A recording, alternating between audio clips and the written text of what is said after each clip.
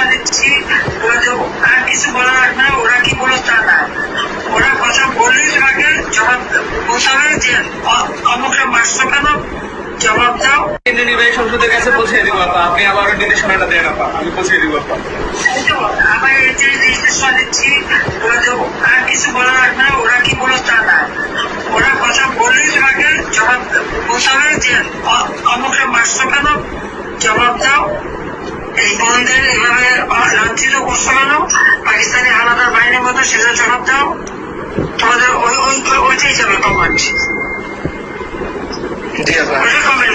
আমরা এখন অনলাইনে সরব থাকবো আর সেফ থাকবো সবাই, এইটুকু আপনার নির্দেশনা আপা। সবাই সবাই সেফ থাকতে হবে। হ্যাঁ জি আপা।